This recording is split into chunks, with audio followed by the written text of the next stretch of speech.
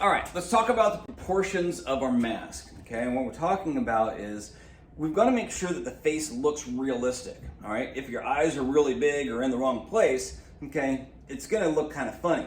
Because basically, we know what a face should look like. We look at one in the mirror every day, or we see our friends every day for the most part. Now, honestly, yes, it's difficult to see each other with our masks on, okay? But there are some things that we can do to at least make it look realistic, okay?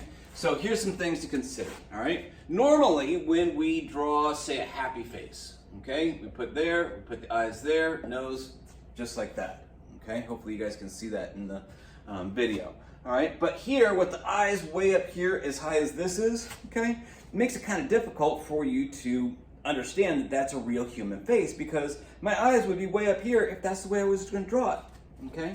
So normally, a face, first off, is kind of this egg shape / football kind of a shape, if you will, okay, for the most part.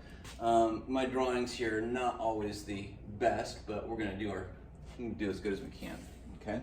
So there's my outline of a more realistic human face. Now, one thing to consider is if I go like this, okay, look at the relationship between my eyes and where my hands are. Now, my hand's on top of my head, other hand's under my chin. My eyes are halfway between those two, okay? So when we put eyes on a mask or draw eyes on a face, believe it or not, we want to find that middle line, okay, of our mask face outline, and that's where we're going to put our eyes, okay? Now, the other thing we also like to do is make sure we have a center line so that we can make sure that our faces are symmetrical. We have the same number of eyeballs on each side, same number of teeth, nostrils, ears, etc. Okay, so again, I'm making more of a generalization with this, but just understand that this is usually how we end up doing it. Now, one thing you may not realize is that your eyes, okay, are 1/5 of the width of your entire face. In other words, the distance between the corner of my eye and the outside of my ear or outside of my side of my face is the same width as my eyeball.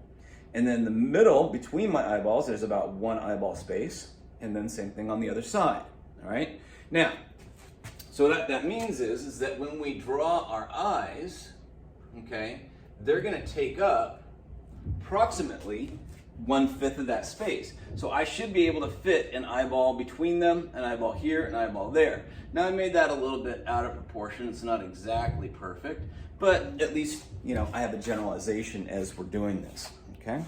Now, the other thing you might not realize is that your nose is approximately the same width as your eye. So when we draw that nose in right here in the middle, okay, the nostrils should come out and meet up right where, okay, the corners of the inside of your eyes are, okay? So right there, they're right on that edge, okay? Now, the other proportion that you need to understand is that your mouth, the corners of your mouth, if you look straight forward, they should line up with the center of your pupils, okay, if you're looking straight forward, all right? So my mouth is gonna go here, go there, okay? Give it a little bit like that, something like that, and there you go, because our eyes line up with the corner of our mouth. Now again, these are generalizations. This is just to help give it a proportionally correct look, okay? Does not necessarily mean that that's exactly how it's going to be. Everybody's a little bit different. Everybody's face is slightly different, so therefore different nose shapes, different eye shapes, different mouths, those are all going to be you know, a different and unique to each individual person, okay? Again, generalizations, okay? So you can kind of see that. I'll bring it up closer, okay? So as you can see, okay, the nose, or the corners of the mouth line up with the eye. The nose, the width lines up there, okay? So if we get rid of all of our little dotted lines now, okay? I wouldn't draw these on your ceramics piece, okay? Don't draw this on the clay, these little dotted lines and that kind of stuff. I mean, unless you really want to, you can, okay? Now, the next thing to consider is the eyebrows. The eyebrows are going to determine your mood, okay? So if we just have kind of naturally curvy eyebrows, it looks like somebody that's, I'm just good and happy and everything's wonderful, okay? Now, if we make the eyebrow a little bit different and we curve it in here like this and then we go like that, Okay, now we look a little bit like The Rock. Okay, the people's eyebrow has spoken. Okay, no, I'm not a fan, I just know the difference. Okay, the other thing is if we have them coming kind of at an angle, a little bit more aggressive, now it looks more angry. Now, I haven't done anything to any other part of the face, okay, except for adding those curved eyebrows, okay? So that's gonna make a big difference as far as what we do. In your project, you can do all kinds of stuff. You can add a hat to the person, okay?